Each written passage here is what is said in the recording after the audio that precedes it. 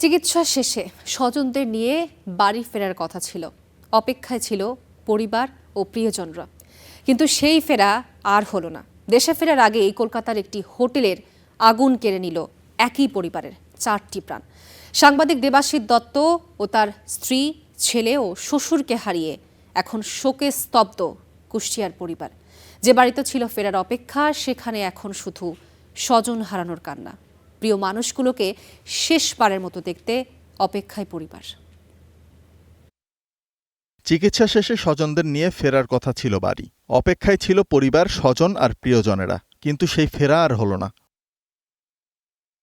দেশে ফেরার আগেই কলকাতার একটি হোটেলের আগুন কেড়ে নিল 4টি প্রাণ। স্বজন হারানোর কান্নায় ভারী এখন কুষ্টিয়ার দেবাশিস দত্তের বাড়ি। কুষ্টিয়ার সাংবাদিক অঙ্গনের পরিচিত মুখ দেবাশিস দত্ত। বেসরকারি টেলিভিশন চ্যানেল 9-এর কুষ্টিয়া জেলা প্রতিনিধি হিসেবে দীর্ঘদিন কাজ করেছেন তিনি।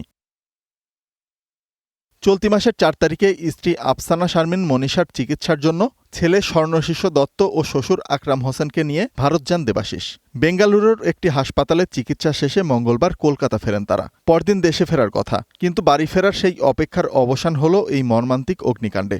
9 জন নাকি মারা গেছে।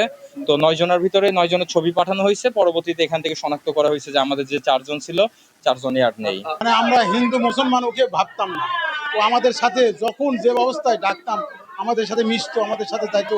কলকাতার মির্জা গালিব স্ট্রিটের একটি হোটেলে আগুনে পুড়ে প্রাণ হারান দেবাশিস, তার স্ত্রী, ছেলে ও শ্বশুর। একই সঙ্গে পরিবারের 4 জনকে হারিয়ে নির্বাক স্বজনরা। শুধু পরিবার নয়, শোকে স্তব্ধ প্রতিবেশী ও সহকর্মীরাও। 15টা বছর তার সঙ্গে আমি একসঙ্গে ক্যামেরায়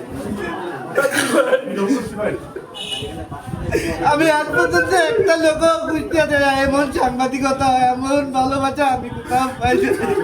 সংবাদ তৈরি করতে যে পরিমাণ পরিশ্রম দিতেন, যে পরিমাণ সত্যতা নিশ্চিত হতে কাজ করতেন, আমি মনে করি তার মতো কোনো সাংবাদিক এখন বর্তমান সময় কুষ্টিয়াতে কেউ নাই। এদিকে নিহত আহমেদ বাবুর বাড়ি সাভারের আমিনবাজারে। একজন মানুষ এভাবে চলে যাবেন কোনোভাবেই মেনে নিতে পারছেন না তার স্বজনরা। ঘটনার সুষ্ঠু তদন্তের পাশাপাশি দ্রুত সময়ে নিহতদের মরদেহ দেশে এনে পরিবারের কাছে হস্তান্তরের দাবি স্বজনদের। Desk report, star news.